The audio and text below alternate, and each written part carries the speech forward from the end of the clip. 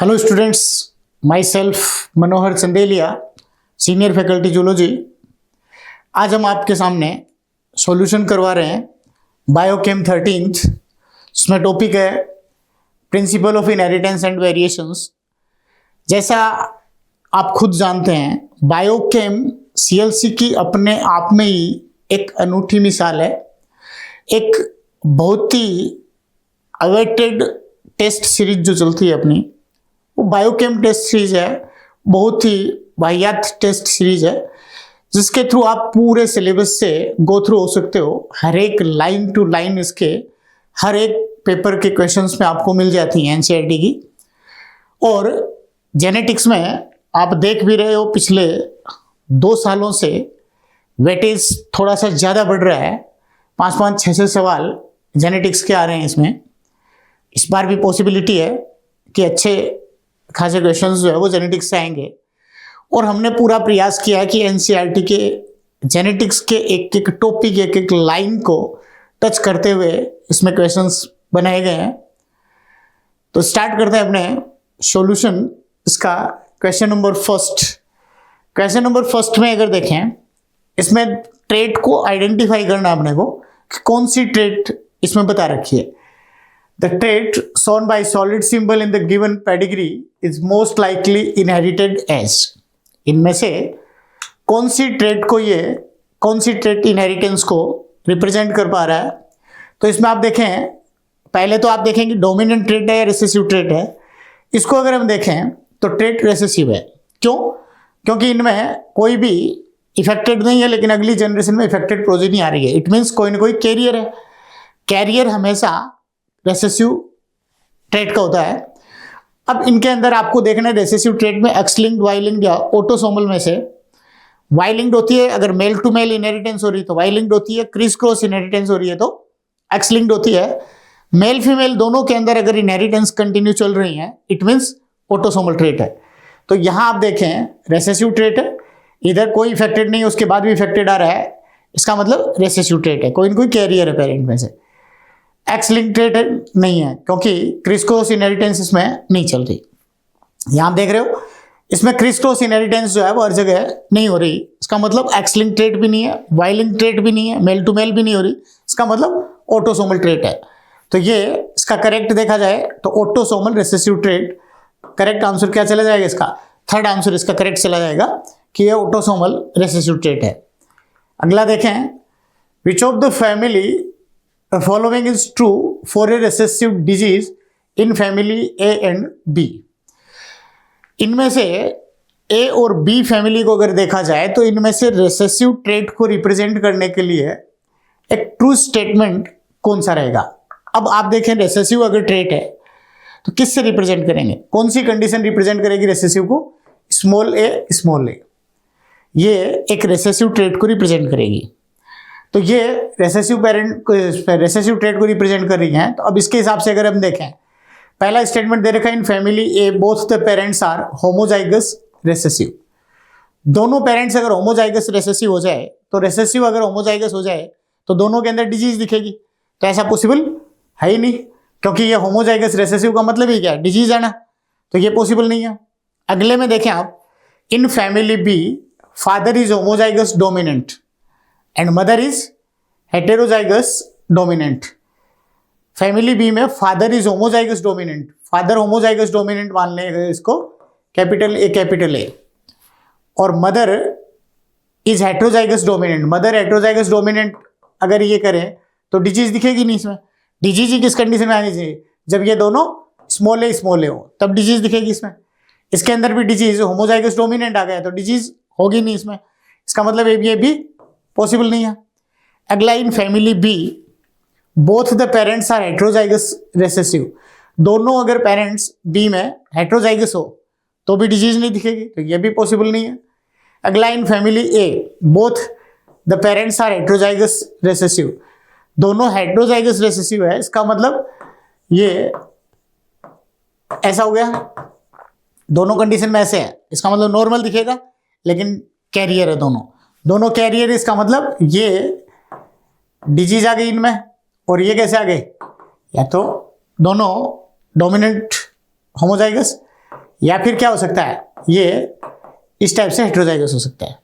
तो इसका मतलब करेक्ट कौन सा पॉसिबल है, चौथा इसमें ऑप्शन करेक्ट हो सकता है। क्लियर, तो सेकंड आंसर, ये इसका आंसर हो जाएगा फोर्थ। क्लियर, आगे देखें। थर्ड है, choose the correct statement among the following option. इनमें से करेक्ट स्टेटमेंट देखना है। Mutation is the only phenomena that leads to the variation in DNA. गलत हो गया, ओनली लगाने के कारण ये गलत हो गया, क्योंकि केवल म्यूटेशन के कारण ही वेरिएशन नहीं आते। वेरिएशन का दूसरा कोज जो है वो क्या होता है, म्यूटेशन के साथ साथ जेनेटिक रिकॉम्बिनेशन या क्रॉसिंग ओवर, ये भी अपने आप में इसका एक कोज होता है जिसके कारण वेरिएशन आती है। तो इसके हिसाब से अगर देखा जाए तो पहला इनकरेक्ट हो गया। दूसरे पे देखें, क्रोमोसोमल एबनॉर्मेलिटीज और aberrations are commonly observed in cancer cells. सही है, कैंसर सेल में क्रोमोसोम्स के अंदर जो है वो एबनॉर्मेलिटीज, एल्ट्रेशन जो है वो आ जाते हैं। तो ये कैंसर सेल में पॉसिबल है। एनसीईआरटी की एग्जैक्ट लाइन है, ये सही है स्टेटमेंट। ये दे रखा है responsible for lightest skin colour in human beings. तो ये लाइटेस्ट स्किन कलर पॉसिबल नहीं है। लाइटेस्ट स्किन कलर कब होगा, जब 6 के 6 एलील है वो रिसेसिव हो। अगर ये कंडीशन हो तो ये एल्बिनो टाइप हो जाएंगे, लाइटेस्ट स्किन कलर हो जाएगा। एक भी डोमिनेंट एलील आ रहा है, इसका मतलब वो एडिटिव इफेक्ट शो करेगा। इट मीन्स थोड़ा सा मेलेनिन पिगमेंट्स का सिंथेसिस स्टार्ट हो जाएगा और वो थोड़ा सा डार्क कलर आ जाएगा उसमें। क्लियर आंसर, तो लाइटेस्ट कलर पॉसिबल नहीं है। Chromosomal disorder are mainly determined by alteration और mutation in a single gene. Single gene के अंदर कोई भी अल्टरेशन आ रहा है उसको हम जीन म्यूटेशन कहेंगे, ना कि क्रोमोसोमल म्यूटेशन। इट मीन्स ये भी इनकरेक्ट हो गया। तो पूछा क्या इसमें, करेक्ट स्टेटमेंट पूछा है, तो करेक्ट स्टेटमेंट के अकॉर्डिंग करेक्ट आंसर क्या जाएगा, सेकंड आंसर इसका करेक्ट जाएगा। क्लियर, आगे देखें। Question number 4, haemophilia is a genetic disorder found in human, which of the following statement is correct with reference to haemophilia. Haemophilia के लिए correct statement इसमें से आइडेंटिफाई करना अपने को। पहला दे रखा, haemophilia show transmission from unaffected male carrier to some of the female progeny. गलत दे दिया। Unaffected male carrier, male haemophilia के लिए कैरियर हो ही नहीं सकता। हीमोफीलिया एक्स लिंक्ड ट्रेट होती है, इसलिए एक्स लिंक्ड ट्रेट होने का मतलब है कि मेल के अंदर अगर एक्स एच वाई ये कंडीशन आ गई तो हम इसको कैरियर मान ही नहीं सकते। कैसा हो जाएगा, डिजीज्ड हो गया। तो ये इनकरेक्ट हो गया। Possibility of male becoming haemophilic is extremely rare as it is a sex linked recessive disorder. गलत दे दिया, एक्सट्रीमली रेयर नहीं होता। मेल के हीमोफिलिक होने की पॉसिबिलिटी फीमेल की बजाय ज्यादा होती है। क्लियर आंसर, इसका मतलब ये भी इनकरेक्ट हो गया। थर्ड है, family pedigree of Queen Victoria show a number of haemophilic descendants as she was a carrier of disease. Victoria queen है वो डिजीज के लिए कैरियर थी और उसके कारण उसके कई सारे डिसेंडेंट्स जो थे उनके अंदर इस डिजीज को देखा गया था। ये करेक्ट स्टेटमेंट है। क्लियर, अगला है, the disease is caused by point mutation in haemoglobin chain. ये गलत है। हीमोग्लोबिन चेन में पॉइंट म्यूटेशन के कारण जो डिजीज होती है वो सिकल सेल एनीमिया है। हीमोफीलिया के लिए कैसा हो गया, इनकरेक्ट स्टेटमेंट हो गया।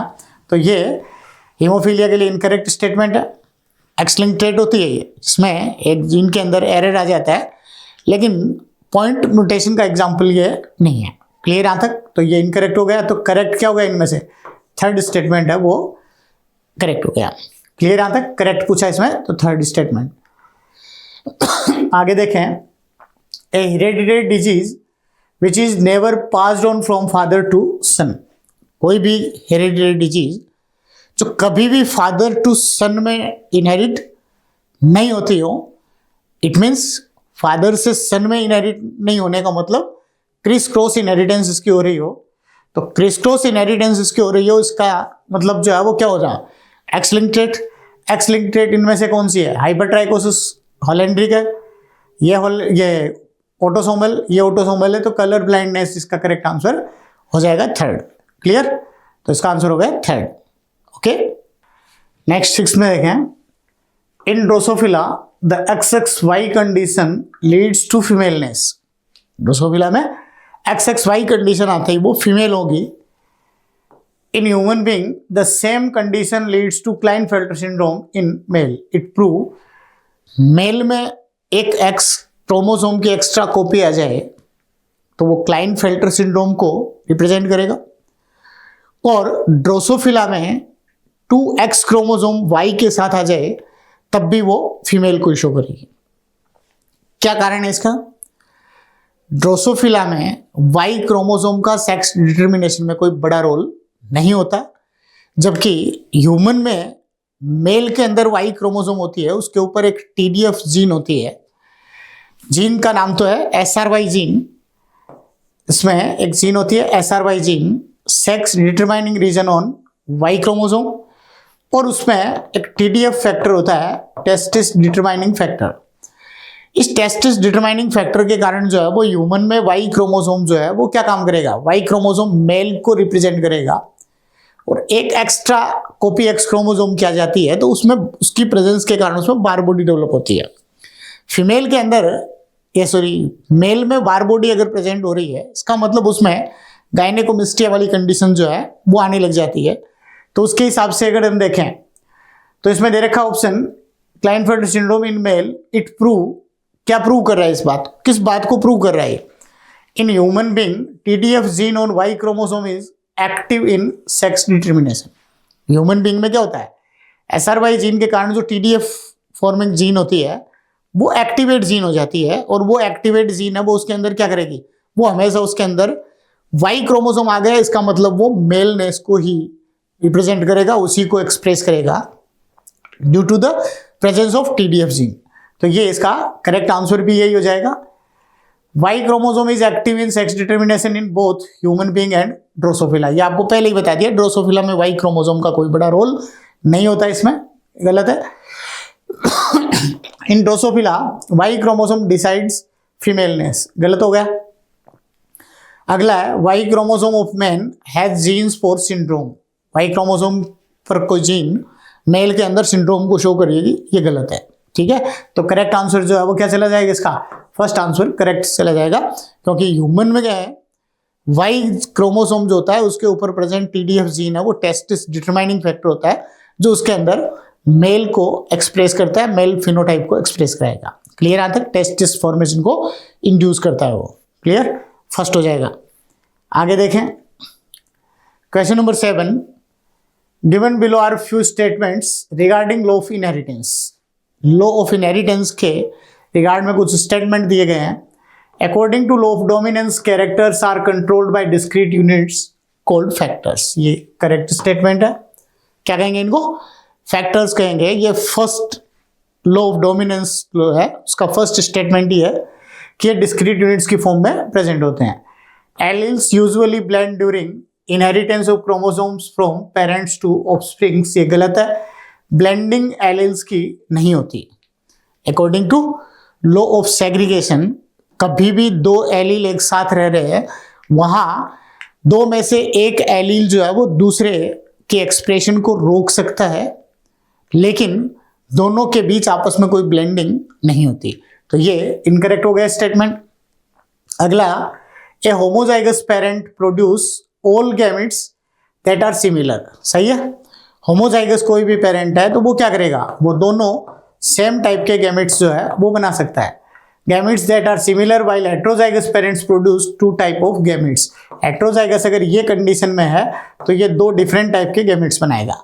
तो ये भी स्टेटमेंट करेक्ट हो गया।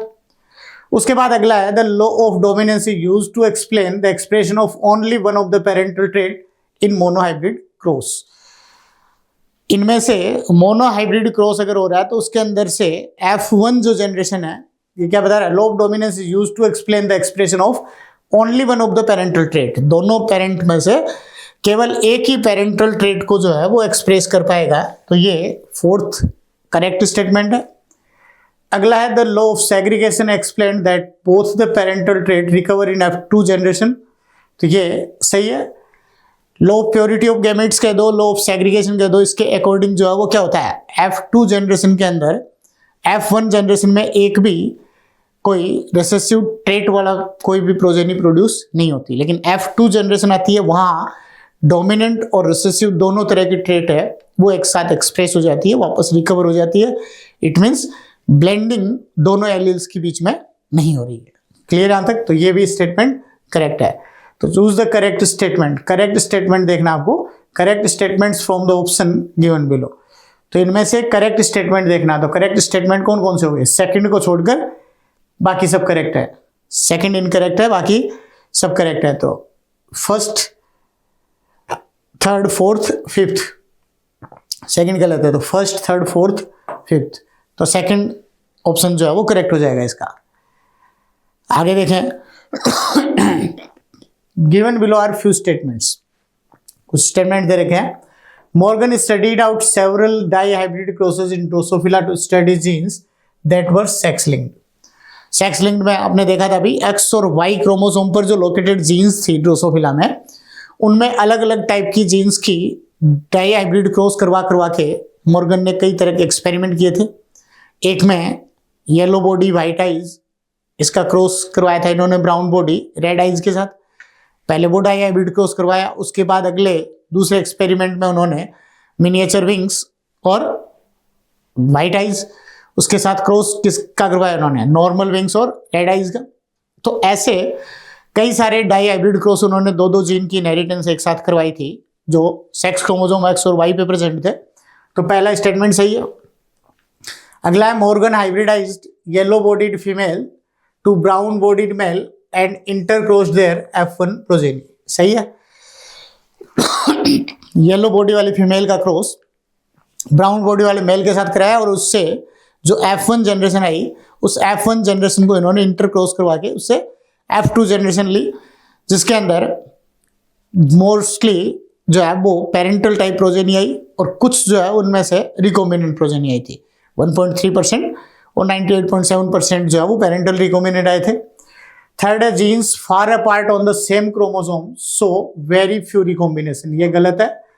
फार अपार्ट होने का मतलब एक दूसरे से ज्यादा डिस्टेंस पर अगर कोई जीन प्रेजेंट है तो वो रिकॉम्बिनेशन ज्यादा शो करेगी, लिंकेज कम शो करेगी। जबकि इसमें क्या दे रखा है? On the same chromosome far apart, genes far apart on the same chromosome, same chromosome पे एक दूसरे से ज्यादा डिस्टेंस पे है तो शो वेरी फ्यू रिकॉम्बिनेशन। गलत है। ज्यादा रिकॉम्बिनेशन शो हुआ जब वो एक दूसरे से ज्यादा डिस्टेंस पे है। अगला है genes studied by Morgan segregate independently and follow law of independent assortment. गलत है। क्या बता रखा है इसने? बताया है the genes studied by Morgan segregate independently. Independently segregate नहीं होती। ये लिंकेज के बारे में बता रहा है कि कुछ जीन में लिंकेज होता है जिसके कारण वो जीन एक साथ नेक्स्ट जनरेशन में इनहेरिटेंस करती है, कुछ में क्रॉसिंग ओवर हो जाता है। तो ये इंडिपेंडेंट असॉर्टमेंट को लिंकेज वाला या मॉर्गन के जो कंसेप्ट थे उन्होंने उसके मेंडल के जो थर्ड लॉ था इंडिपेंडेंट असॉर्टमेंट, उसको इन्होंने रिजेक्ट किया था। क्लियर? तो उसके हिसाब से ये भी इनकरेक्ट हो गया। The genes studied by Morgan are present on two different chromosomes. Genes studied by Morgan are present on two different chromosomes. गलत है। जीन्स जो मॉर्गन ने स्टडी की थी वो बता रहा है टू डिफरेंट क्रोमोसोम्स पे थी। सेम क्रोमोसोम पर जो जीन थी उनकी स्टडी करी थी उन्होंने। उनके बीच उन्होंने देखा था कि पेरेंटल टाइप प्रोजेनी कितनी आ रही है और रिकॉम्बिनेंट कितनी आ रही है। इसका मतलब ये भी इनकरेक्ट हो गया। तो choose the correct statement from the option given below. कौन कौन से करेक्ट स्टेटमेंट है इसमें से? पहला दूसरा करेक्ट है, बाकी सारे इनकरेक्ट है। तो ओनली फर्स्ट एंड सेकंड। तो ये फर्स्ट और सेकंड जो है वो करेक्ट है, बाकी सारे इनकरेक्ट है। तो करेक्ट आंसर थर्ड ऑप्शन जाएगा। इसके बाद देखें ninth, which statement is correct regarding sickle cell anaemia. Sickle cell anaemia के लिए करेक्ट स्टेटमेंट कौन सा है? पहला देखें, it's quantitative inheritance in which, quantitative ही गलत हो गया। Sickle cell anaemia qualitative disorder है, थैलेसीमिया क्वांटिटेटिव डिसऑर्डर है। इसका मतलब पहला तो वैसे ही गलत हो गया। In which defective beta globin chain is formed, पहला गलत हो गया। किसके लिए? क्वालिटेटिव है इसलिए। Substitution of glutamic acid by valine at the 6th position of the alpha chain of haemoglobin. Alpha chain में नहीं होता, हीमोग्लोबिन की बीटा चेन के अंदर 6th पोजीशन पर जो है वो उसका ट्रिपलेट कोडोन चेंजेस हो जाता है, जिसके कारण से ग्लूटामिक की जगह वेलिन एमिनो एसिड आ जाता है। तो ये तो सही है, लेकिन वो अल्फा चेन में नहीं होके बीटा चेन में होता है, तो सेकंड इनकरेक्ट हो गया। थर्ड पे देखें, mutant haemoglobin undergoes polymerisation under high oxygen tension causing the change in shape of RBC. Under high oxygen tension में नहीं होता, लो ऑक्सीजन टेंशन में इनके अंदर पॉलीमराइज हो जाता है और इसके साथ साथ आरबीसी सिकल शेप हो जाती है। इसका मतलब ये भी इनकरेक्ट हो गया। क्लियर यहां तक? आगे देखें, sickle cell anaemia is heterozygous state is commonly selected in some African countries by nature for malarial resistance. ये सही है, कुछ अफ्रीकन कंट्रीज में सिकल सेल एनीमिया के जो कैरियर्स होते हैं वो कैरियर मलेरिया डिजीज के लिए, मलेरिया पैरासाइट्स के लिए रेजिस्टेंट हो जाते हैं क्योंकि आरबीसी उनमें सिकल शेप हो जाती है। तो ये करेक्ट स्टेटमेंट है। तो पूछा क्या इसमें? करेक्ट पूछा है, correct regarding sickle cell anaemia. तो करेक्ट क्या हो जाएगा? फोर्थ स्टेटमेंट के लिए करेक्ट हो जाएगा। क्लियर यहां तक? अगले पे आ जाएं। How many statements are incorrect? इनमें से कितने स्टेटमेंट इनकरेक्ट है? तो आप देखें, ये पहला स्टेटमेंट जो दे रखा है वो सेक्स डिटर्मिनेशन से रिलेटेड है। सेक्स डिटर्मिनेशन में बता रखा है, in fowls sex of progeny depend on type of sperm rather than egg. गलत हो गया। फाउल में कौन सा होता है? जेड टाइप का सेक्स डिटर्मिनेशन होता है जिसमें फीमेल हेट्रोगेमेटिक और मेल होमोगेमेटिक होता है। तो फाउल में या बर्ड्स के अंदर अगर देखा जाए तो बर्ड्स में सेक्स डिटरमाइन जो होता है वो फीमेल गैमेट के कारण होता है, मेल गैमेट पर डिपेंड नहीं होता। और बाकी मोस्टली एनिमल्स में क्या होता है? मेल गैमेट पे डिपेंड करता है, स्पर्म पे डिपेंड करता है, क्योंकि स्पर्म 2 डिफरेंट टाइप के होते हैं। जबकि बर्ड्स में क्या होता है? ओवर डिफरेंट टाइप के होते हैं, स्पर्म सेम टाइप के होते हैं। तो उसमें ZWZZ मेथड होता है, तो उसके हिसाब से इनकरेक्ट हो गया पहला। अगले पे आ जाए तो Down syndrome and Turner syndrome affected individuals are short statured. सही है। डाउन और टर्नर सिंड्रोम के जो इफेक्टेड लोग होते हैं उन दोनों के अंदर ही क्या होता है? शॉर्ट स्ट्रेचर्ड होते हैं। क्लाइनफेल्टर सिंड्रोम वाले में लॉन्ग स्ट्रेचर्ड होते हैं बॉडी। और डाउन सिंड्रोम और टर्नर सिंड्रोम दोनों के अंदर जो है वो बॉडी लेंथ या बॉडी हाइट है वो कम होती है, शॉर्ट स्ट्रेचर्ड होते हैं। सही है। Autosomal trisomy is seen in down syndrome. सही है। डाउन सिंड्रोम में ऑटोसोमल ट्राइसोमी जो है वो डाउन सिंड्रोम में होती है। कौन से क्रोमोसोम पेयर पे? 21st पेयर पे डाउन सिंड्रोम में ट्राइसोमी हो जाती है। ये करेक्ट है। Cystic fibrosis and myotonic dystrophy are autosomal recessive disorder. Cystic fibrosis autosomal recessive है, लेकिन मायोटोनिक डिस्ट्रोफी है वो ऑटोसोमल डोमिनेंट ट्रेट है। इसका मतलब गलत हो गया। ऑटोसोमल रिसेसिव ट्रेट है वो सिस्टिक फाइब्रोसिस के लिए सही था, लेकिन मायोटोनिक डिस्ट्रोफी के लिए गलत है, इसलिए इनकरेक्ट हो गया। Polydactyly in man is due to autosomal dominant gene. सही है। पॉलीडेक्टाइली का मतलब क्या होता है? More than 5 fingers. अगर नंबर ऑफ डिजिट्स ये अगर ज्यादा हो, किसी में 5 की बजाय 6 उंगलियां हो जाए, तो वो पॉलीडेक्टाइली होती है। और पॉलीडेक्टाइली अपने आप में जो है वो एक डोमिनेंट ट्रेट होती है। तो ये is due to autosomal dominant gene. ये सही है। पूछा क्या इसमें? इनकरेक्ट पूछा। इनकरेक्ट कितने हैं?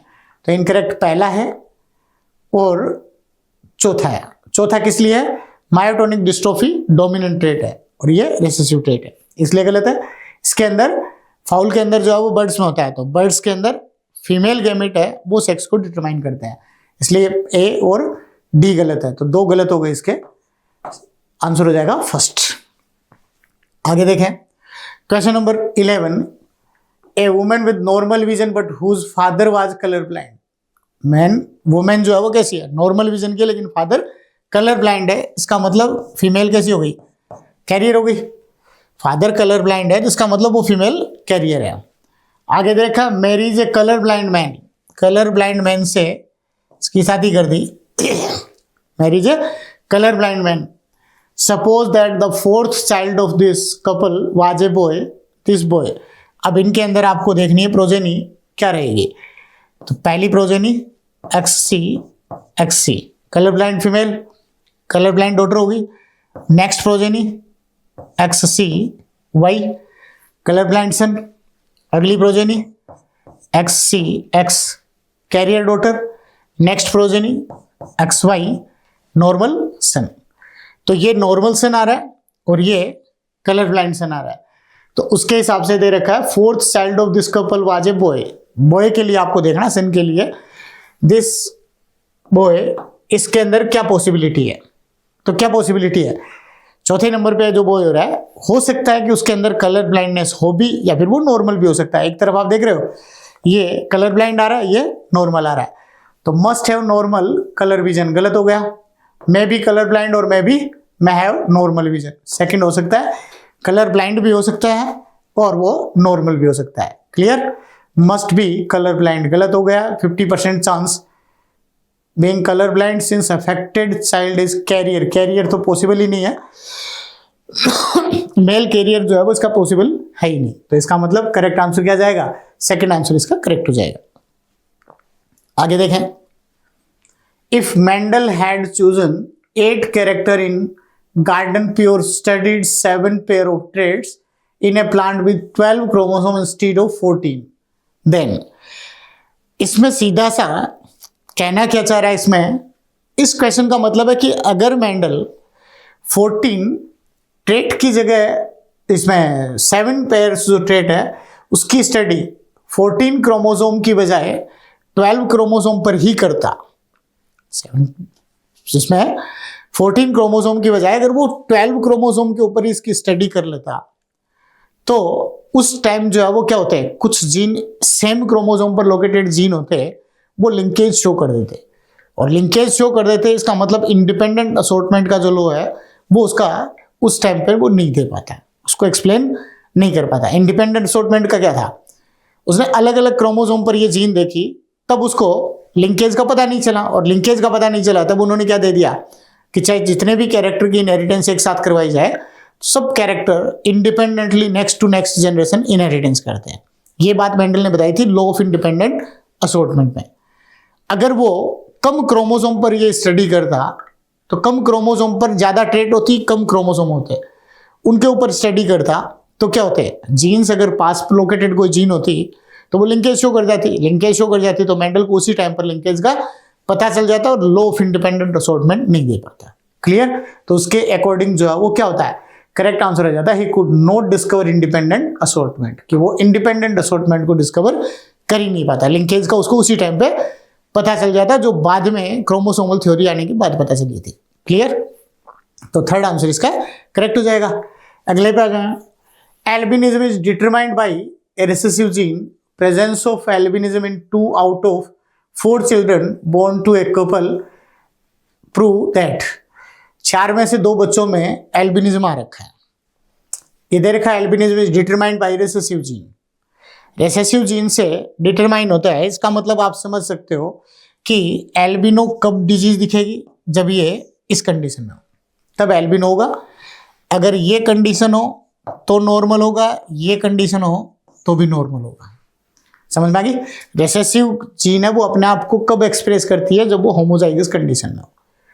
अब ये देखा है कि 4 में से 2 बच्चे इस तरह के आ रहे हैं, तो वो कब पॉसिबल है, जब दोनों पेरेंट कैसे हों, इस टाइप के अगर हों, तब तो क्या जाएगी progeny, capital A capital A capital A small A capital A small A small A small A, 4 में से एक ही आ रहा है जो एल्बिनिज्म है। क्लियर, अब इसमें पूछा है कि इनके अंदर एक, इसमें 4 में से 2 आने चाहिए, यानी 50% जो है वो इस तरह के होने चाहिए। पहले ऑप्शन में देखो, father is homozygous normal but mother is heterozygous, इस कंडीशन में आ जाएगा क्या, father is homozygous normal, father homozygous है, मदर नॉर्मल, मदर हेट्रोजाइगस है, पॉसिबल ही नहीं है कि इस तरह की कोई प्रोजेनी फिर आ ही नहीं सकती। समझ गए। अगला देखें, father is albinic and mother is heterozygous normal, father albinic हो और मदर इज हेट्रोजाइगस है, फादर एल्बिनिक का मतलब फादर एल्बिनिक हो तो किस कंडीशन में रहेगा, ये, and mother is heterozygous normal, mother heterozygous normal है, ये कंडीशन है, तो प्रोजेनी कैसे आ जाएगी, कैपिटल ए स्मॉल ए, फिर ये कैपिटल ए स्मॉल ए, फिर कैपिटल ए स्मॉल ए, ये स्मॉल ए और स्मॉल ए स्मॉल ए, तो 4 में से 2 नॉर्मल आ रहे हैं, होंगे तो कैरियर है, लेकिन albinism in 2 out of 4 children, 4 में से 2 बच्चों में एल्बिनो आ रहा है, तो ये पॉसिबल है। Father is homozygous dominant, father homozygous dominant हो जाए, मदर इज एल्बिनिक, तो भी पॉसिबल नहीं है, सारे के सारे नॉर्मल आएंगे। बोथ आर होमोजाइगस, तो भी पॉसिबल नहीं है। तो सेकंड जो है वो इसका करेक्ट हो जाएगा कि फादर एल्बिनिक हो और मदर कैसी हो, मदर इज हेट्रोजाइगस नॉर्मल हो। इस कंडीशन में 2 प्रोजेनी जो है वो एल्बिनिक आ जाएगी और 2 नॉर्मल कैरियर आ जाएगी। क्लियर? तो सेकंड ऑप्शन करेक्ट हो जाएगा। Question number 14, following pedigree chart shows the inheritance of genetic disorder, first का सेकंड एंड थर्ड का second are only affected individuals. Only affected individuals है, तो इनके अंदर जो है वो आप देखें फर्स्ट का सेकंड, थर्ड का सेकंड, ये ओनली अफेक्टेड इंडिविजुअल बता रखे हैं। तो ये अफेक्टेड है और सेकंड का थर्ड का सेकंड ये अफेक्टेड बता रखा है। अब ये दोनों अफेक्टेड बता रखे हैं, तो which one of the following is the correct pattern of inheritance of the disorder and the genotype of the second third individuals. Second generation के थर्ड इंडिविजुअल का, सेकंड जनरेशन ये हो गए, सेकंड जनरेशन के थर्ड इंडिविजुअल का genotype जो है वो अपने को बताना है, क्या पॉसिबल हो सकता है। अब इनके अंदर जो है वो जेनेटिक डिसऑर्डर अगर आप देखें तो सबसे पहली चीज तो आप ये देखें कि ये डोमिनेंट ट्रेट है या रिसेसिव ट्रेट है। इसमें कहीं नहीं देखा कि ट्रेट किस टाइप की है, इसमें ट्रेट के बारे में आपको नहीं दे रखा। ट्रेट आइडेंटिफाई करनी है आपको कि ये ट्रेट है कौन सी, डोमिनेंट है या फिर वो ट्रेट रिसेसिव है। यहां आप देखें दोनों में से एक इफेक्टेड आ रहा है, अगली जनरेशन में जनरेशन स्किप हो रही है, दोनों में से कोई भी इफेक्टेड नहीं आया। इन दोनों में से ये इफेक्टेड आ रहा है, तो यहां दोनों में से एक इफेक्टेड है, अगली जनरेशन में कोई इफेक्टेड नहीं आ रहा है, इसका मतलब कहीं ना कहीं ट्रेट रेसेसिव है। ट्रेट रेसेसिव है तो रेसेसिव ट्रेट के अंदर अगर ऑटोसोमल की अगर हम बात करें तो इसके अंदर ये इफेक्टेड आ गया। ऑटोसोमल की बात करें तो ऑटोसोमल के अंदर जो है वो ये कंडीशन अगर आ जाए तो कैसा होगा, इफेक्टेड होगा। इस कंडीशन में ये इफेक्टेड है और इसको मान लिया हमने, इसके लिए कैपिटल ए स्मॉल ए मान ले या कैपिटल ए मान लें, इसको ऐसे मान लें। ये कैपिटल ए में डिजीज नहीं दिखेगी, ये स्मॉल ए इसमें ये डिजीज दिख जाएगी। क्लियर यहां तक? अब आगे आप देखो इनका क्रॉस कराओगे तो ये कैपिटल ए स्मॉल ए है और ये भी कैपिटल ए स्मॉल ए, तभी नॉर्मल आगे, कैरियर आगे, डिजीज नहीं दिख रही दोनों में। अगली जनरेशन में ये इफेक्टेड आ रहा है, ये इफेक्टेड जो है वो 2 में से एक इफेक्टेड आ रहा है। वो कब पॉसिबल है, अगर ये स्मॉल ए हो जाए तो ये कंडीशन आ जाएगी, 50% इफेक्टेड आ जाएंगे। तो ये देखें तो ये कैपिटल ए हो सकता है या फिर कैपिटल ए स्मॉल ए हो सकता है, और ये कैसा हो जाएगा, स्मॉल ए हो जाएगा।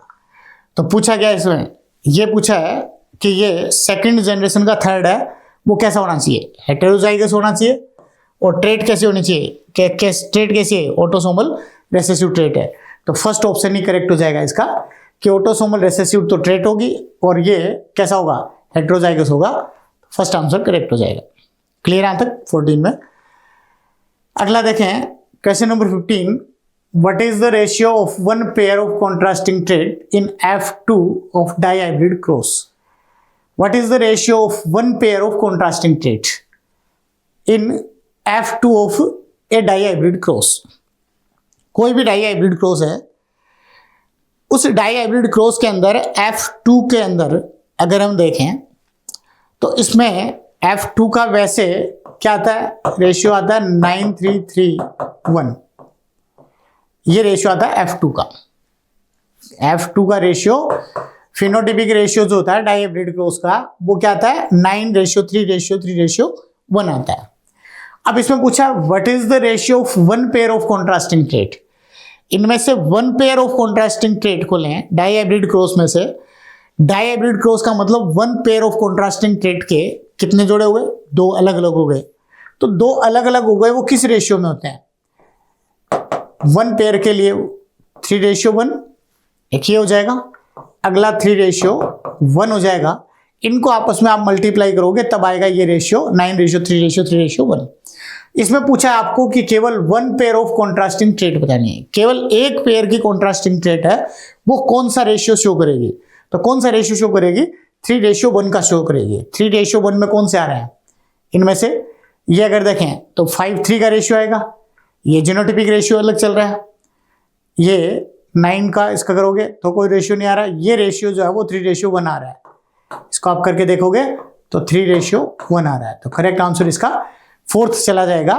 12 और 4 जो है वो किस रेशियो में आ रहे हैं? 3:1 के रेशियो में आ रहे हैं। तो करेक्ट आंसर इसका 4th आ जाएगा।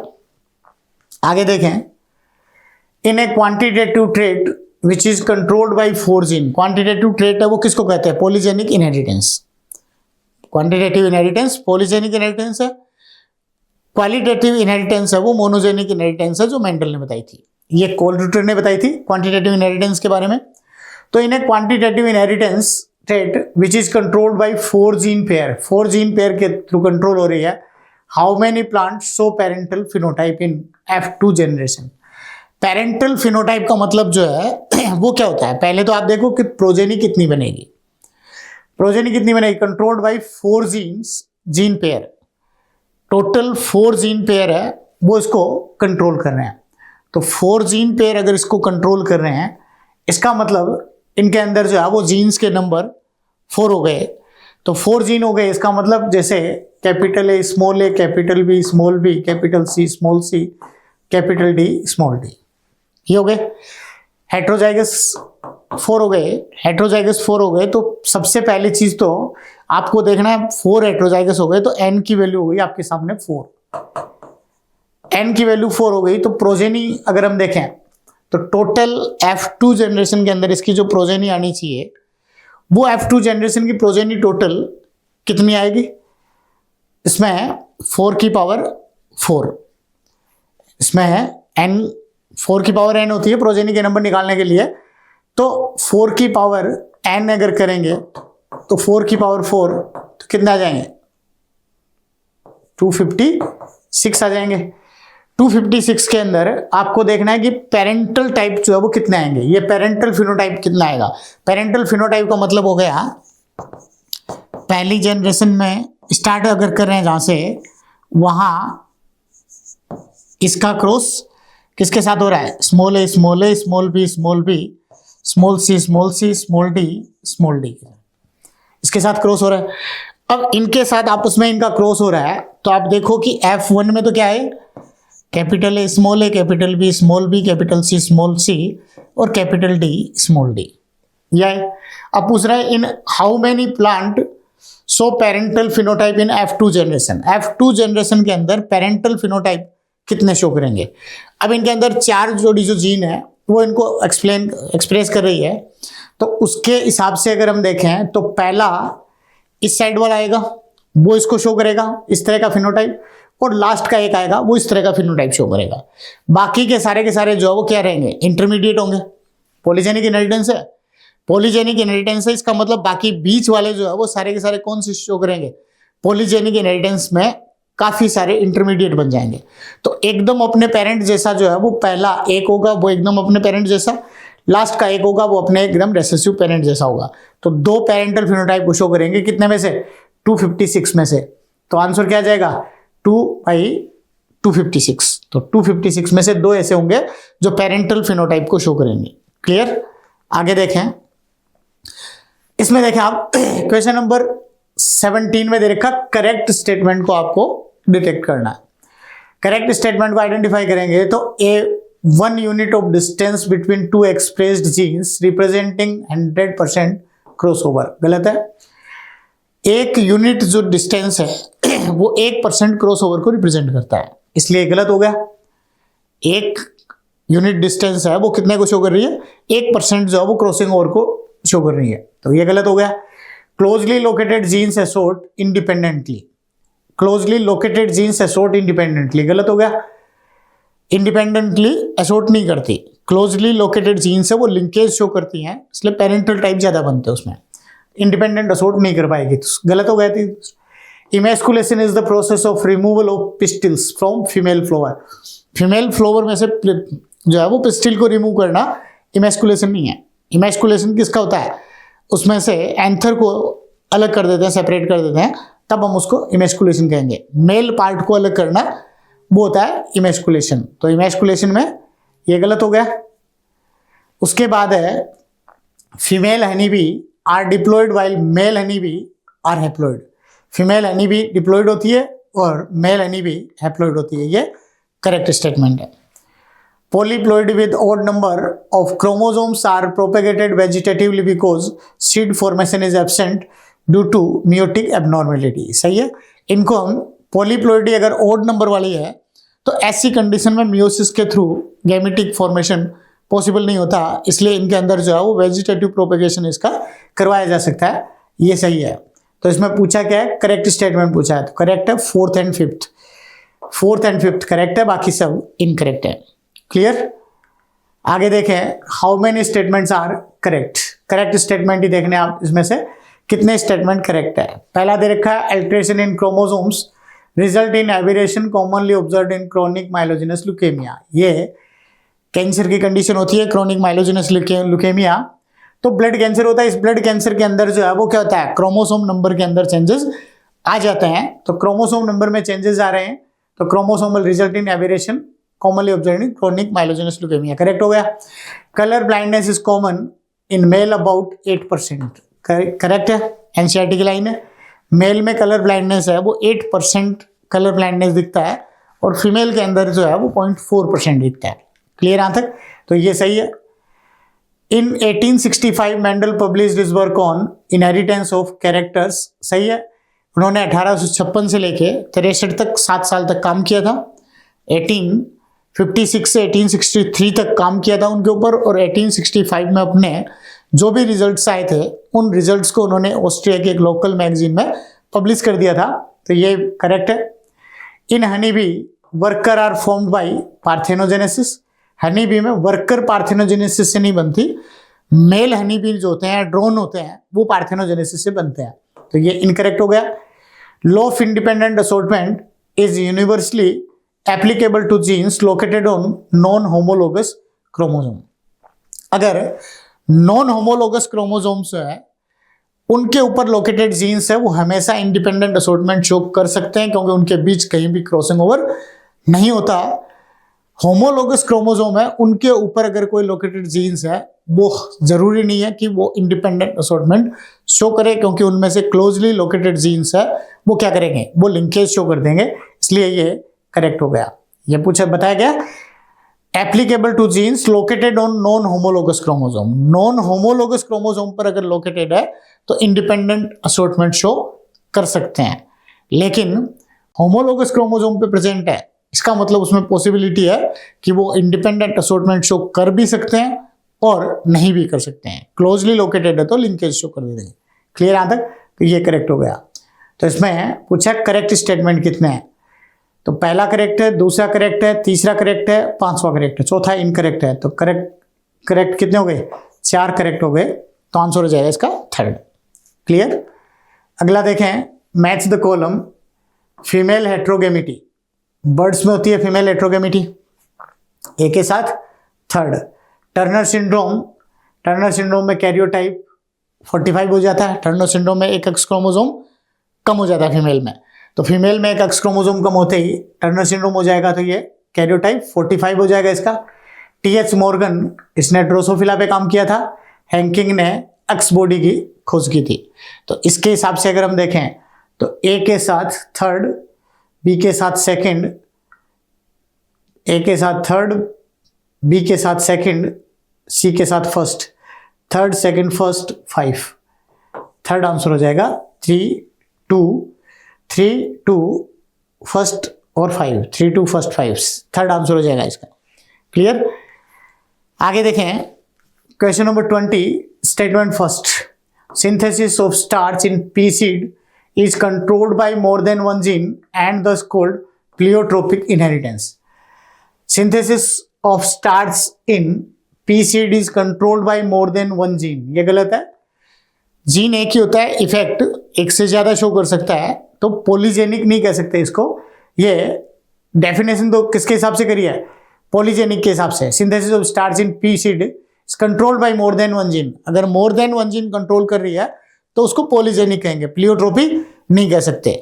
लेकिन ये इनके अंदर जो है वो क्या दे रखा है, more than one gene and दस कॉल्ड प्लियोट्रोपिक इनहेरिटेंस। गलत हो गया, इसको प्लियोट्रोपिक इनहेरिटेंस नहीं कह सकते। ये क्या होता है, एक जीन है वो इफेक्ट मल्टीपल फिनोटाइप शो कर रही हो, मल्टीपल इफेक्ट शो कर रही हो, तब हम उसको प्लियोट्रोपी कहेंगे। इसका मतलब पहला स्टेटमेंट इनकरेक्ट है। अगला statement second, a daughter will not be colour blind unless her father is colour blind and mother is a carrier. सही है, डॉटर कभी भी कलर ब्लाइंड तब तक नहीं हो सकती जब तक उसका फादर जो है वो कलर ब्लाइंड और मदर उसकी कम से कम कैरियर नहीं हो, तब तक डॉटर जो है वो कलर ब्लाइंड नहीं हो सकती। क्यों? क्योंकि ये एक्स लिंक्ड रिसेसिव ट्रेट है। इसका मतलब ये करेक्ट है। तो फर्स्ट इनकरेक्ट, सेकंड करेक्ट है। Statement first is incorrect and second is correct.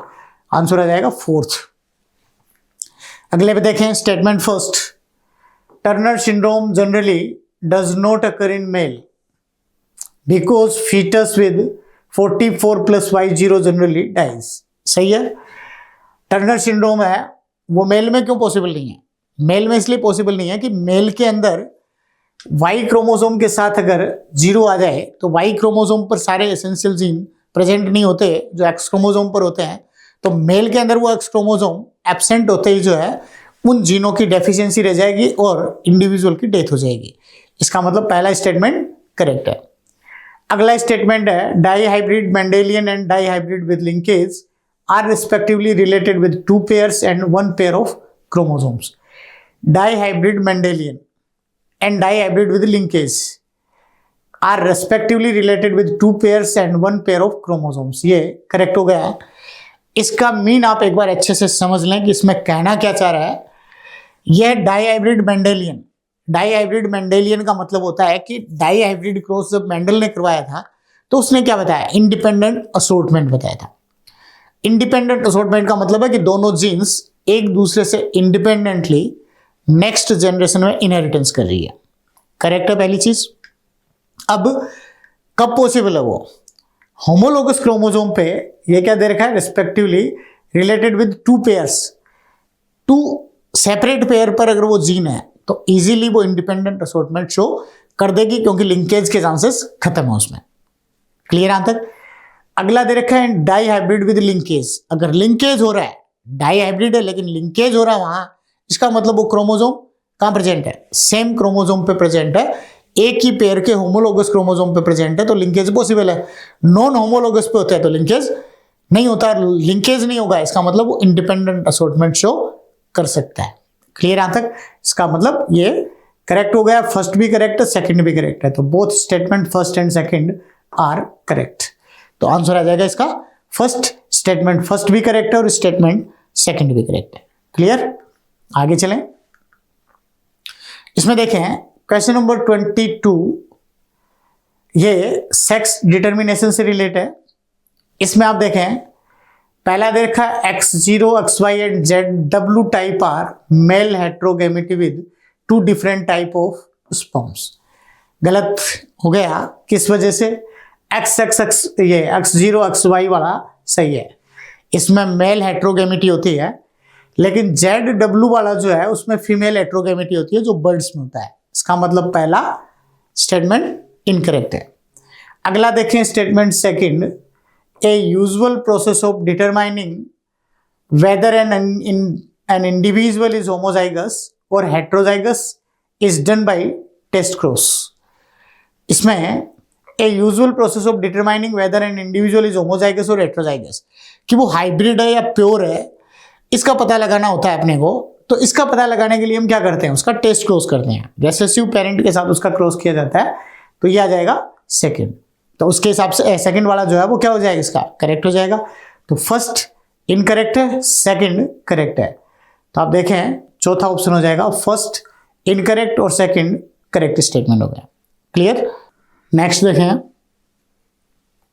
2 crosses between same pair of genotype in which source of gametes are reversed in one cross is, एक cross करके दूसरा cross किया, उसके अंदर genotype वाला gamete जो है which source of gametes are reverse, gametes के सोर्स है वो रिवर्स कर दिए।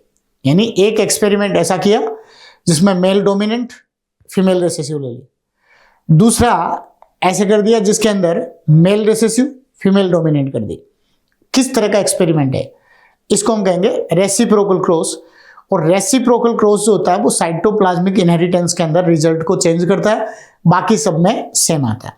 अगर मेंडेलियन इनहेरिटेंस करें या न्यूक्लियर इनहेरिटेंस करें तो रिजल्ट सेम होता है, डोमिनेंट ट्रेट ही दिखेगी, चाहे वो मेल का हो चाहे वो फीमेल का हो, F1 में डोमिनेंट ट्रेट दिखती है।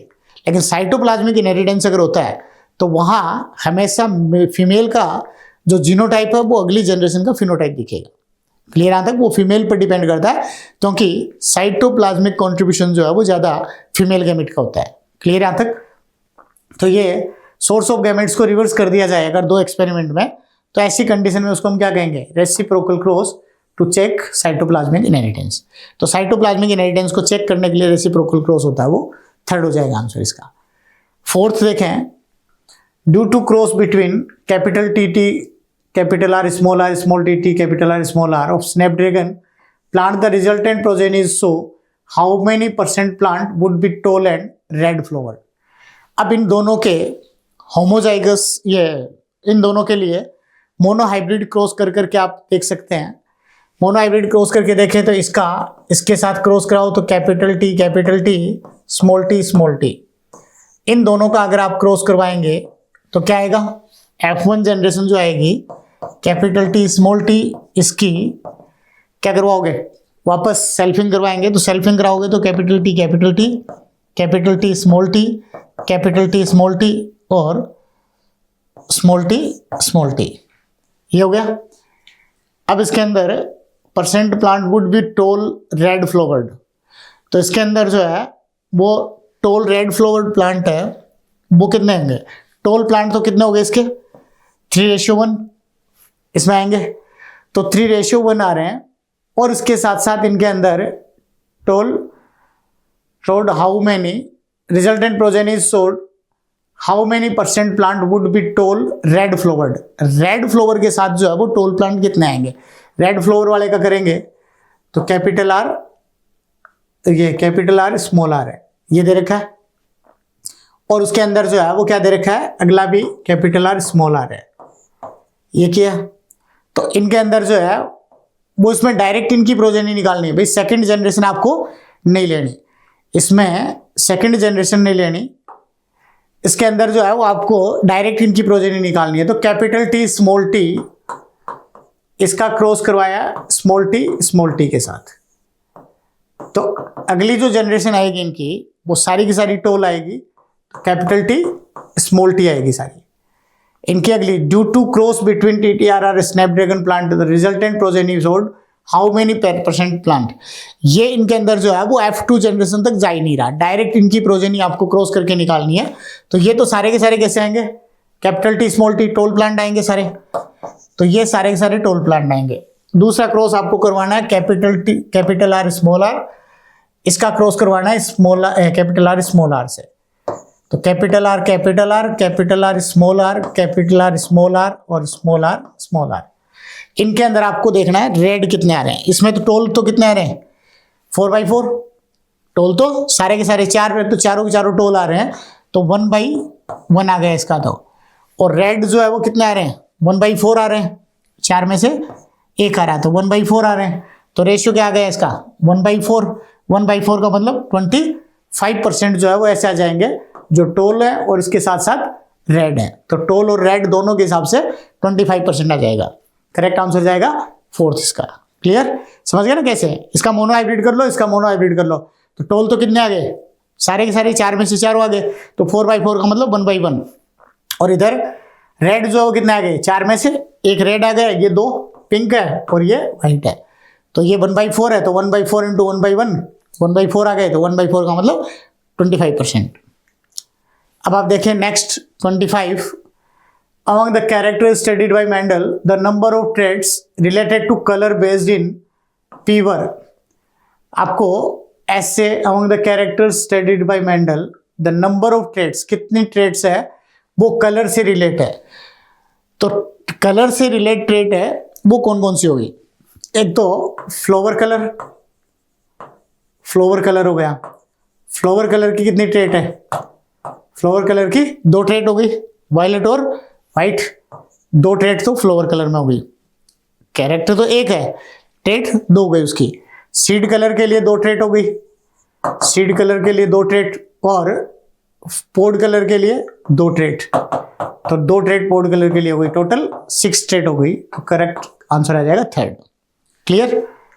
उसके बाद देखें 26 है blood grouping in human is controlled bye. Human के अंदर ब्लड ग्रुपिंग है वो कितने से किससे कंट्रोल होती है? पहला दे रखा 4 जीनोटाइप, गलत हो गया, 6 जीनोटाइप होते हैं। सेकंड दे रखा 4 एलील्स, ये भी गलत हो गया, 4 एलील्स नहीं होते। थर्ड दे रखा है 3 alleles in which I A and I B are co dominance, सही है ये। थर्ड हो जाएगा आई ए और I B co dominance show करती है।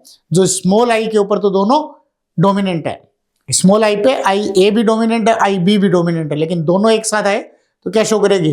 को डोमिनेंस को शो करेगी। तो करेक्ट आंसर चला जाएगा इसका 3rd। 4 फिनोटाइप, ये सही है, इन विच 4 एलील्स आर प्रेजेंट, ये गलत है। एलील 4 नहीं होंगे इसमें, फिनोटाइप 4 हो सकते हैं, एलील 4 नहीं होंगे। तो करेक्ट आंसर क्या चला जाएगा इसका? 3rd आंसर इसका करेक्ट आंसर हो जाएगा। आगे देखें 27, a single recessive trait which can express in its effect should occur on.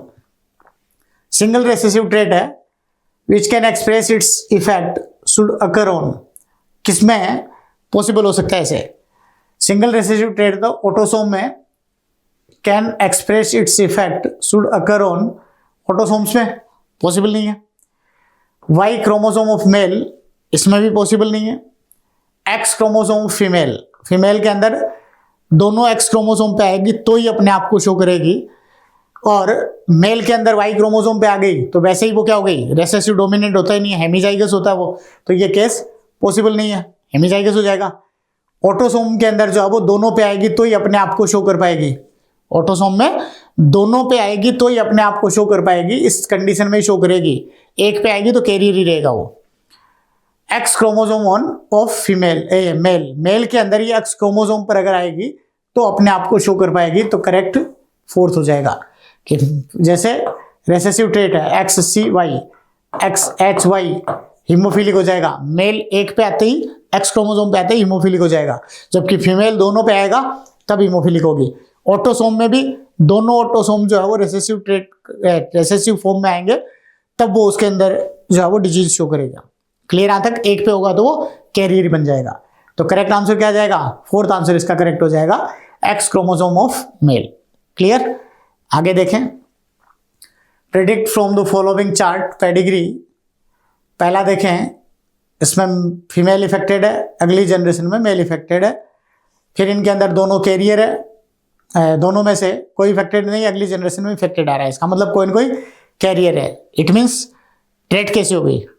ये 100% ट्रेट रेसेसिव हो गई, क्योंकि इन दोनों में से कोई भी इफेक्टेड नहीं है, अगली जनरेशन इफेक्टेड आ रही है। इसका मतलब दोनों पेरेंट में से कोई ना कोई पेरेंट इफेक्टेड है, इसमें सॉरी कैरियर है। कैरियर हमेशा रेसेसिव ट्रेट का बनता है। तो ये अगर हम देखें तो character is carried by autosomal recessive gene, possible है। ऑटोसोमल रिसेसिव जीन जो है उसमें पॉसिबल है, क्योंकि इधर मेल इफेक्टेड आ रहा है, इधर देखें तो फीमेल इफेक्टेड आ रही है। तो मेल इफेक्टेड, मेल और एक जगह मेल और एक जगह फीमेल इफेक्टेड आ रही है, तो ऑटोसोमल हो सकता है, पॉसिबल है।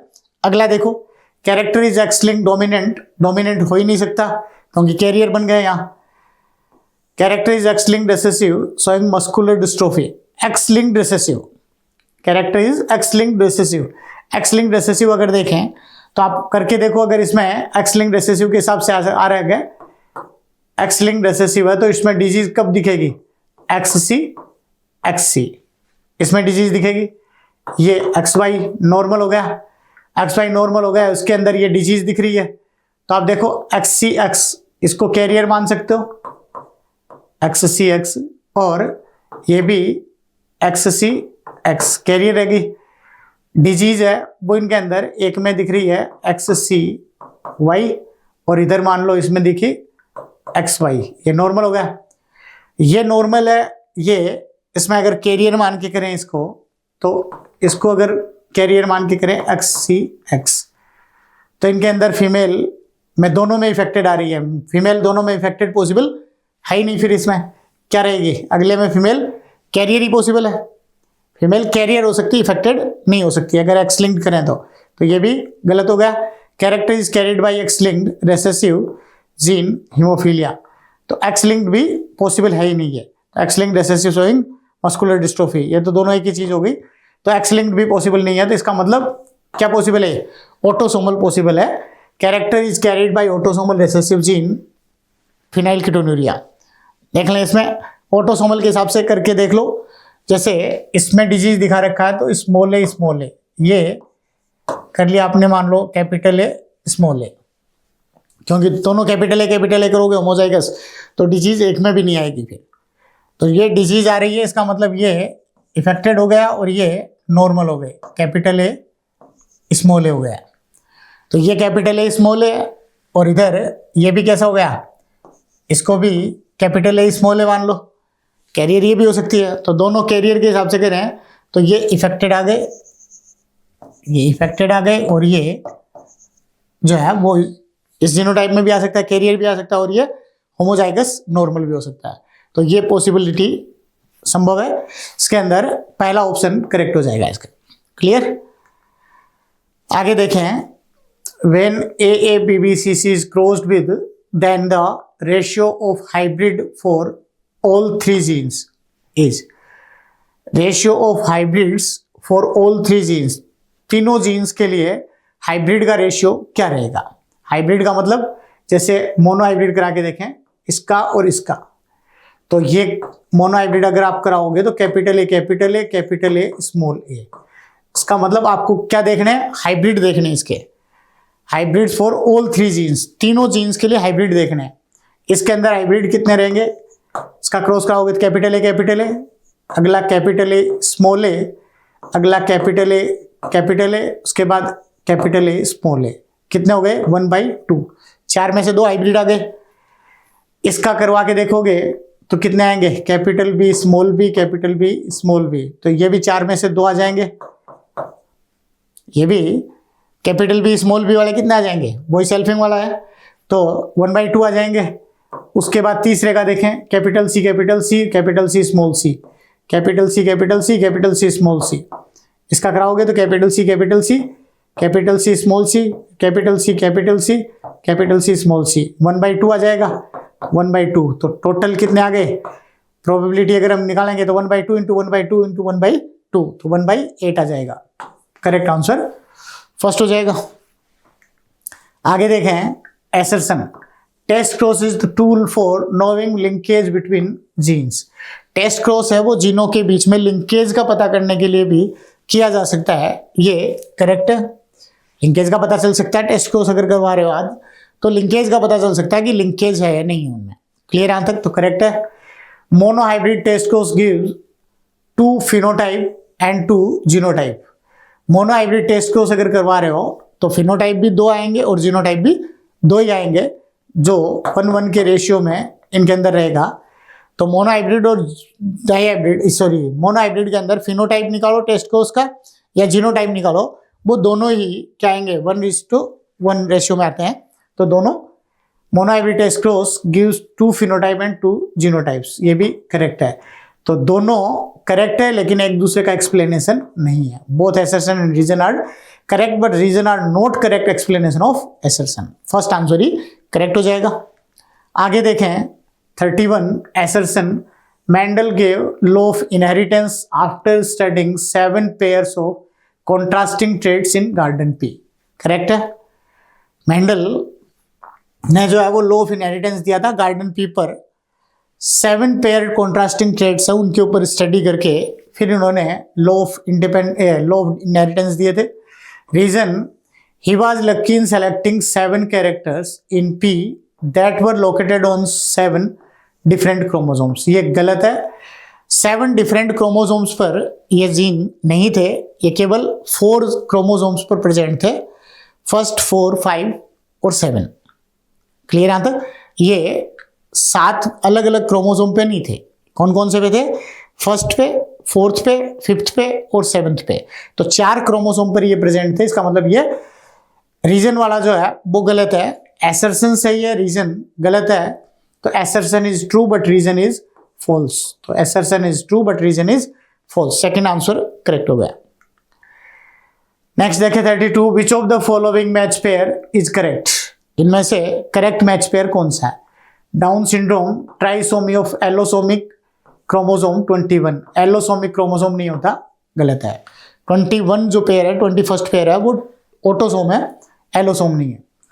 Thalassaemia qualitative disorder, thalassaemia qualitative नहीं होता, क्वांटिटेटिव है। सिकल सेल एनीमिया क्वालिटेटिव और थैलेसीमिया क्वांटिटेटिव डिसऑर्डर है, जहां जो है म्यूटेंट एलील्स के नंबर पर डिपेंड करता है कि इसमें कितनी % ग्लोबिन चेन बन सकती है।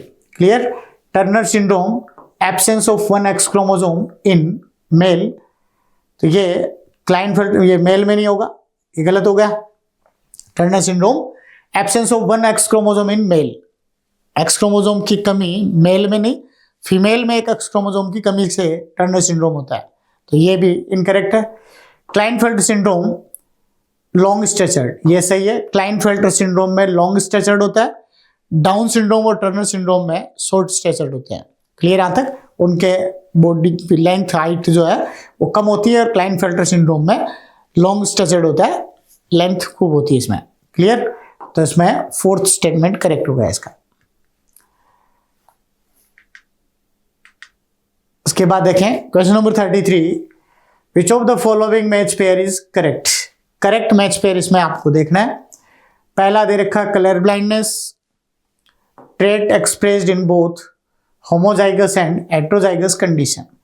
कलर ब्लाइंडनेस है, इसमें बता रहा है trait expressed in both homozygous and heterozygous condition. Colour blindness recessive trait होती है, रेसेसिव ट्रेट हमेशा होमोजाइगस कंडीशन में ही अपने आप को एक्सप्रेस करती है, हेटेरोजाइगस कंडीशन में एक्सप्रेस नहीं करती, तो ये गलत हो गया।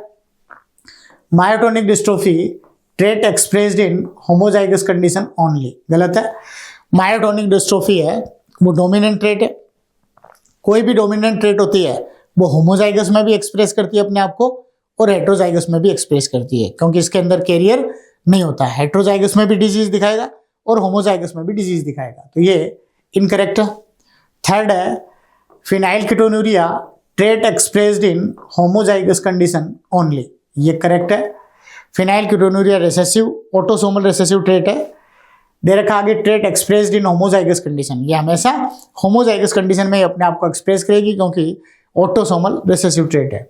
Sickle cell anaemia, trait expressed more in male. Sickle cell anaemia जो है वो ऑटोसोमल है, तो इसके अंदर ऐसा कुछ नहीं होता कि ये मेल में ज्यादा दिखे फीमेल में कम दिखे, दोनों के अंदर जो है वो इक्वल लेवल पे अपने आप को एक्सप्रेस कर सकती है, तो ये 4th जो है वो भी इनकरेक्ट है। तो पूछा क्या इसमें, match pair is correct. Correct match pair कौन सा है? तो 3rd जो है वो इसका करेक्ट मैच पेयर हो जाएगा। क्लियर? आगे देखें question number 34, in a cross between individual of the genotype, ये जीनोटाइप है और ये जीनोटाइप है, what will be the expected number of progeny with the genotype, ये in a population of 400 individuals assuming independent assortment.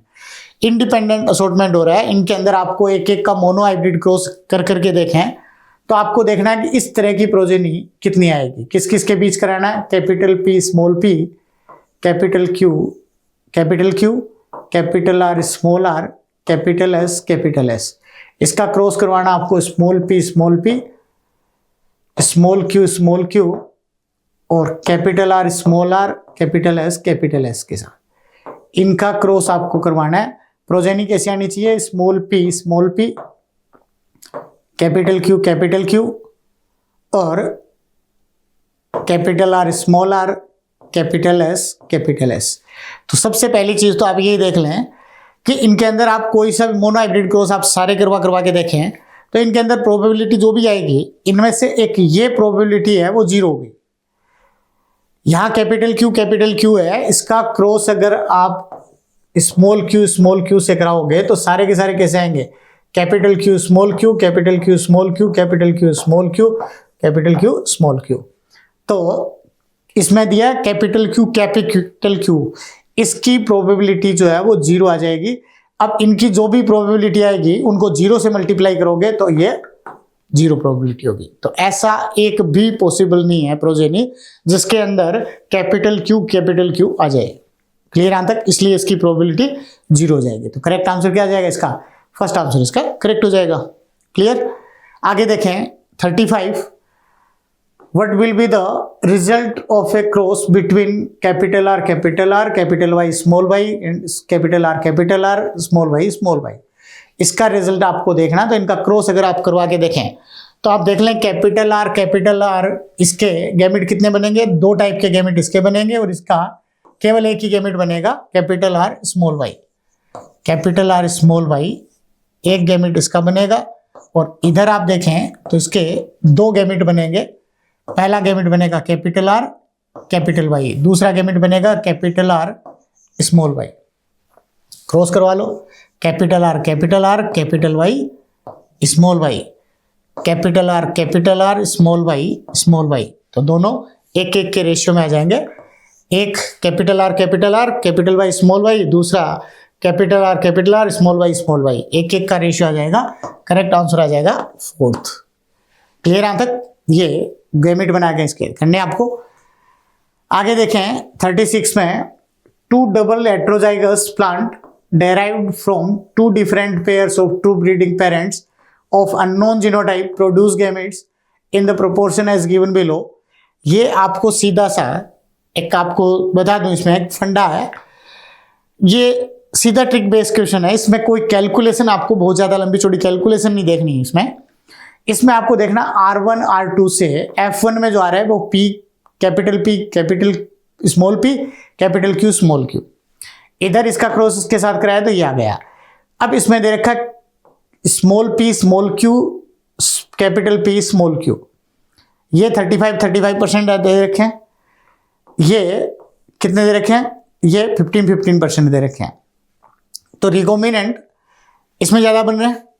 इधर आप देखें तो 35% कैपिटल P कैपिटल Q और 35% small p small q, parental type इसमें ज़्यादा बन रहे हैं, इसमें रिकॉम्बिनेंट ज़्यादा बन रहे हैं। इसमें रिकॉम्बिनेंट ज़्यादा बन रहे हैं, इसका मतलब ये ट्रांसफेज में, और इसके अंदर पेरेंटल टाइप ज़्यादा बन रहे हैं, इसका मतलब ये सिस फेज में। क्लियर यहाँ तक? इसमें पेरेंटल टाइप जो है इसके अंदर रिकॉम्बिनेंट ज़्यादा बन रहे हैं और पेरेंटल कम बन रहे हैं। इसमें पेरेंटल ज़्यादा बन रहे हैं, रिकॉम्बिनेंट कम बन रहे हैं। इसका मतलब ये तो किस फॉर्म में है, ये सिस फॉर्म में, और ये रिकॉम्बिनेंट इसमें ज़्यादा बन रहे हैं, इसका मतलब ये सिस फॉर्म में और ये ट्रांसफॉर्म में। इसके अंदर जो है वो देखें तो R1 small p capital Q, R2 capital P small q, R3 capital P capital Q, R4 small p small q। इसमें ये आप देख लें पेरेंटल टाइप ज़्यादा बन रहे हैं, इसका मतलब ये इस फॉर्म में है, सिस फॉर्म में, और इसके अंदर रिकॉम्बिनेंट ज़्यादा बन रहे हैं, इसका मतलब ये ट्रांसफॉर्म में है। तो करेक्ट जो है वो क्या देखेंगे, इसका फर्स्ट जो है वो इसका करेक्ट हो जाएगा। क्लियर? अब इसके बाद देखें 37, given below is the initial amino acid of the beta chain of A haemoglobin molecule, what will be the true about this haemoglobin molecule. अब इसमें सारे आप कंफ्यूज से रहेंगे। इसमें आप देख रहे हो GAG दे रखा है, ग्लूटामिक एसिड है, messenger RNA GAG glutamic acid है। GAG की जगह अगर GUG आ जाता तो ग्लूटामिक एसिड की जगह वेलिन हो जाता रिप्लेस। GAG की जगह अगर यहाँ GAG कोडोन है, GAG कोडोन की जगह GUG कोडोन आ जाता तो GUG कोडोन है वो किसको कोड करता है, वेलिन को, और GAG करता है ग्लूटामिक एसिड को कोड। तो उसके हिसाब से अगर हम देखें तो इसमें आप देख रहे हो कहीं सिकल सेल एनीमिया का नहीं बता रहा है, ये एक नॉर्मल जीन की बात कर रहा है जिसके अंदर मैसेंजर RNA में GAG कोडोन है, यानी बीटा ग्लोबिन चेन में जो GAG कोडोन है वैसा का वैसा है GAG कोडोन पड़ा है, और वो GAG कोडोन है वो ग्लूटामिक एसिड को ही कोड कर रहा है, किसी तरह का ट्रांसफॉर्मेशन हुआ ही नहीं है इसके अंदर। तो आप देखें there will be quantitative decrease in synthesis of the haemoglobin molecule. गलत है, इसमें तो कोई क्वालिटी में भी चेंज नहीं आ रहा, क्वांटिटी में भी चेंज नहीं आ रहा, क्योंकि जो था वो का वही रह गया, कोई चेंज किया ही नहीं इसमें। क्लियर यहां तक? अगर यहाँ GUG आ जाता इसका मतलब यहाँ पे क्वांटिटेटिव नहीं होता, क्वालिटेटिव चेंजेस ग्लोबिन चेन के अंदर हो जाता है। क्लियर यहां तक? तो ये गलत हो गया पहला। The RBC carrying this molecule will undergo sickling at low oxygen tension. Low oxygen tension में सिकलिंग जो है या सिकल सेप होने का मतलब ही नहीं है, क्योंकि कोई चेंजेस इसमें आए ही नहीं है। GAG था, GAG अभी भी है, ये भी गलत हो गया। If both parents were normal heterozygous carrier of sickle cell anaemia then 100% progeny show such haemoglobin molecules. तो अगर दोनों हेट्रोजाइगस होते हो सिकल सेल एनीमिया के लिए तो इनके अंदर 100% प्रोजेनी जो है वो इस तरह के हीमोग्लोबिन मोलिक्यूल नहीं रखेगी। कितने परसेंट पे जाएगा? इस तरह की सिकल सेल एनीमिया अगर देखें तो 25% ही जाएंगे, बाकी 50% कैरियर होंगे और 25% नॉर्मल होंगे। तो ये भी इनकरेक्ट हो गया। It's antisense strand of DNA have CTC sequence at 6th codon position. ये करेक्ट है क्योंकि सीटीसी था, सीटीसी ही रह गया, तब जाके यहाँ जीएजी है। यहाँ एंटीसेंस स्ट्रैंड में सीटीसी था और CTC it's antisense strand of DNA have CTC sequence at 6th position. CTC sequence है। अगर सीटीसी की बजाय यहाँ सीएसी सीक्वेंस हो जाता तो यहाँ भी क्या हो जाता? जीयूजी हो जाता कोडोन, और जीयूजी कोडोन होता तो ग्लूटामिक की जगह वेलिन एमिनो एसिड रिप्लेस होता है। क्लियर यहाँ तक? तो ये ध्यान रखें, यहाँ किसी भी तरह का चेंज नहीं बताया, सिकल सेल एनीमिया को रिप्रेजेंट किया ही नहीं इसने। एक नॉर्मल चेन की जो है वो फॉर्मेशन बता रखी है कि जीएजी था, जीएजी है, ग्लूटामिक था, ग्लूटामिक ही है। इसका मतलब एंटीसेंस स्ट्रैंड में क्या है? सीटीसी है। क्लियर यहाँ तक? तो चौथा करेक्ट हो जाएगा इसके लिए। क्लियर? 38 में देखें, 38 है what is the basis of pleiotropy. Pleiotropy का बेसिस जो है वो क्या होता है कि एक सिंगल जीन जो है वो मल्टीपल फिनोटाइप को एक्सप्रेस करता है। सिंगल जीन मल्टीपल फिनोटाइप को एक्सप्रेस करे या कई तरह के इफेक्ट शो करे तो इसको हम प्लियोट्रोपी कहेंगे। और प्लियोट्रोपी होती है हमेशा मेटाबॉलिक पाथवे में एक दूसरे के साथ इंटर रिलेट होने के कारण जो है वो प्लियोट्रोपी शो करती हैं। तो इसका करेक्ट आंसर जो है वो चला जाएगा inter relationship between various metabolic pathway in the body. Correct answer second जाएगा, एनसीईआरटी में करेक्ट दे रखा है। क्लियर यहाँ तक कि मेटाबॉलिक इफेक्ट को जो है वो ये शो करता है, इसलिए प्लियोट्रोपी शो होती है। 39 है Mendel's success was largely due to his choice of garden pea for his experiment. Advantage of using this plant included. इस प्लांट को सिलेक्ट करने के क्या एडवांटेज रहे थे, इसके कारण मेंडल ने गार्डन पी को सिलेक्ट करके एक सक्सेस वर्क कर लिया था। पहला दे रखा है large number of seed produce large sampling size. सही है, लार्ज सैम्पलिंग साइज भी ली थी इन्होंने, खूब सारे सीड्स प्रोड्यूस करके देख लिए थे। Many observable traits are controlled by single gene. Many observable traits are controlled by single gene. Single gene से कई कैरेक्टरेट्स जो है उसको देखा था, तो ये गलत है। Easily observable contrasting traits for many character. Easily observable contrasting traits for many character. कई सारे कैरेक्टर की कॉन्ट्रास्टिंग ट्रेट को इजीली ऑब्जर्व किया जा सकता है बिना किसी अपरेटस के। जैसे वायलेट फ्लावर है, व्हाइट फ्लावर है, इजीली कॉन्ट्रास्टिंग ट्रेट को डिफ्रेंशिएट कर सकते हैं। टोल प्लांट, डॉर प्लांट है, वो इजीली डिफ्रेंशिएट कर सकते हैं। सही है ये।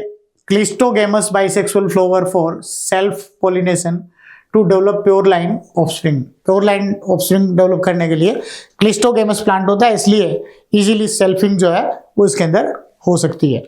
अगला है long generation time. Generation gap long नहीं होता इनमें, जनरेशन टाइम लंबा नहीं होता, ये गलत है। It was possible to control cross pollination manually between different pea plants. सही है, क्रॉस पोलिनेशन भी जो है वो मैनुअली इसके अंदर आराम से इजीली करवाया जा सकता है। सही है। तो पूछा क्या इसमें एक्सपेरिमेंट एडवांटेज क्या रहे थे इसके, तो एडवांटेज क्या थे? फर्स्ट, थर्ड, फोर्थ और sixth. First, third, fourth, sixth. चौथा आंसर हो जाएगा इसका only first, third, fourth and sixth. Clear? आगे देखें question number 40, match the column first column second के साथ। Phenyl ketonuria. फिनाइल कीटोन्यूरिया में क्या होता है? Lack of enzyme phenyl alanine hydroxylase. Phenyl alanine hydroxylase enzyme की डेफिशिएंसी होगी, कमी होगी। इसके साथ साथ ही पीकेयू प्लियोट्रोपी को भी शो करता है। तो फिनाइल कीटोन्यूरिया प्लियोट्रोपी को भी शो करेगा, जिसके अंदर कई सारे जो है वो इफेक्ट शो करता है। ये एक ही जीन कई सारे इफेक्ट शो करती हैं। मेंटल रिटार्डेशन करता है, बालों का झड़ना करता है, समझ गए? इस तरीके से एक ही जीन कई सारे कैरेक्टर को रिप्रेजेंट कर रही है। तो प्लियोट्रोपी भी शो करेगा। सिकल सेल एनीमिया है, इसके अंदर जीएजी की जगह जीयूजी कोडोन आ जाता है। तो म्यूटेशन सिकल सेल एनीमिया में म्यूटेशन जीएजी टू जीयूजी ये हो जाएगा। उसके बाद डाउन सिंड्रोम है। डाउन सिंड्रोम है वो मंगोलिज्म को कहेंगे। टर्नर सिंड्रोम टर्नर सिंड्रोम में रूडिमेंट्री ओवरीज, ओवरी रूडिमेंट रह जाती है, पूरी तरीके से डेवलपमेंट ओवरी का नहीं होता है। तो उसके हिसाब से अगर देखें तो फर्स्ट में क्या जाएगा, फर्स्ट में आ जाएगा 4 और 7, फर्स्ट में 4 और 7 यहां दे रखा है, 4 7 यहां दे रखा है। सेकंड में सिकल सेल एनीमिया सेकंड में दे रखा है, सेकंड में आ जाएगा 6th, 4 7 सेकंड में 6th इसमें दे रखा है, 4 7 सेकंड में 6th यहां दे रखा है। उसके बाद देखें थर्ड डाउन सिंड्रोम, थर्ड में थर्ड, फोर्थ में टर्नर सिंड्रोम रूडिमेंट्री ओवरी, ये आ जाएगा इसके अंदर आंसर इसका थर्ड। क्लियर, समझ आ रहा है? आगे देखें question number 41, the weight of fruit in a plant is determined by the number of dominant alleles of a certain number of genes if 7 weight category are noticed. इसका मतलब कौन सी हो गई भी, पॉलीजेनिक इनहेरिटेंस हो गई। ये रखा ना, wait of fruit is in a plant is determined by the number of dominant alleles, dominant allele के नंबर पर डिपेंड कर रहा है। तो डोमिनेंट एलील के नंबर पर डिपेंड करता है या एडिटिव इफेक्ट होता है, इसका मतलब कौन सी हो गई, पॉलीजेनिक इनहेरिटेंस या क्वांटिटेटिव इनहेरिटेंस हो गई। If 7 weight category are noticed, 7 weight category है, देन इसका मतलब फिनोटाइप कितने हैं, 7 टाइप के फिनोटाइप आ रहे हैं। How many genes would be involved and how many have intermediate weight of fruits. तो इंटरमीडिएट वेट वाली जो है वो कितने होंगे, इसका मतलब जीन तो कितनी हो गई, 7 आ रहे हैं। तो इसका आपको ध्यान होगा 2n + 1 = ये पॉलीजेनिक इनहेरिटेंस के लिए आता है अभी, इसके लिए जो है वो क्या होता है 2n + 1 = 7 आ रहा है। तो 2n जीन कितने हो गए, 7 - 1 6, तो n की वैल्यू क्या जाएगी 3। जीन तो कितने हो गए, 3 जीन हो गए। 3 जीन अगर होते हैं तो पॉलीजेनिक इनहेरिटेंस में जो रेशियो आता है वो क्या आता है 1/4, इसमें है 1/6/15, ये हो जाएगा इसका 15/20, ये रहेगा ना 1/6/15, 20 फिर 6, तो ये रेशियो इस तरीके से 15/6/1 ऐसे चलेगा इसका रेशियो। तो 20 15 30 और 7 7 14 64 हो गए। तो ये 1/6/15, 20 15/6/1, ये इसका जो है वो फिनोटाइपिक रेशियो आता है। किनके अंदर, तो इंटरमीडिएट जो है वो कौन से इनमें है, ये इंटरमीडिएट है जिसके अंदर क्या कंडीशन रहेगी A B B C C, ये इंटरमीडिएट वाले जो है वो कितने रहेंगे 20 आएंगे। तो इंटरमीडिएट आएंगे 20 और जीन कितने आएंगे 3। थर्ड आंसर इसका करेक्ट आंसर हो जाएगा। इसके बाद देखें 42 में cross between white eyed female and red eyed male, Drosophila give rise red eyed female and white-eyed male. Rarely the cross give rise to white-eyed female and red-eyed male. This is due to, किसके कारण हो रहा है, किनके अंदर जो है वो, इसका कारण क्या है, इसमें दे रखा है सफेद आंखों वाली मादा और लाल आंखों वाले नर ड्रोसोफिला के बीच हाइब्रिडाइजेशन करवाया, क्रॉस करवाया, तो लाल आंखों वाली मादा और सफेद आंखों वाले नर उत्पन्न होते हैं। ज्यादा पॉसिबिलिटी इसकी है, बहुत कम बार संकरण से सफेद आंखों वाली मादा और लाल आंखों वाले नर उत्पन्न होते हैं। क्या कारण इसका, जिनके अंदर फीमेल में नॉन डिसजंक्शन हो जाता है एक्स क्रोमोसोम का, तो एक्स क्रोमोसोम का नॉन डिसजंक्शन होने के कारण जो है वो क्या रहेगा कि इनके अंदर सेग्रीगेशन प्रॉपरली नहीं हो पाता, इसलिए इनके अंदर जो है वो फीमेल के अंदर ही आने के चांसेस ज्यादा होते हैं। तो करेक्ट आंसर चला जाएगा इसका 4th। क्लियर, आगे देखें depending upon the distance between any 2 genes crossover will be, crossover जो है वो कितना हो सकता है, मैक्सिमम 50% होता है। तो 0 से 50% जो है वो क्रॉसओवर हो सकता है, मैक्सिमम 50%, मिनिमम 0%, क्योंकि कंप्लीट लिंकेज जहां होता है वहां क्रॉसिंग ओवर 0% हो जाता है। तो 0 से 50% हो जाएगा। तो फर्स्ट आंसर इसका करेक्ट हो जाएगा। तो 43 में आंसर फर्स्ट हो गया। उसके बाद देखें 44, in an island with 10,000 individuals 400 sickle cell anaemia a recessive autosomal disease. Sickle cell anaemia से डिजीज है वो कितने हैं, ये 400 है। तो 400 सिकल सेल एनीमिया कब दिखेगा, इस कंडीशन में कितने हैं 400 आ रहे हैं। तो 400 कितने में से, आउट ऑफ 10,000। तो ये किसकी वैल्यू है, क्यू स्क्वायर की। क्यू स्क्वायर जो है वो 400 आ रहे हैं 10,000 में से। तो 10,000 में से आ रहे हैं, इसका मतलब क्या रहेगा 0.04 क्यू स्क्वायर की वैल्यू। पहले लेंगे Q की वैल्यू, तो Q की वैल्यू क्या जाएगी 0.04 अंडर रूट 0.2। पहले लेंगे P की वैल्यू, P की वैल्यू जो है वो क्या जाएगी 1 माइनस 0.2 0.8, ये आ गई Q की वैल्यू।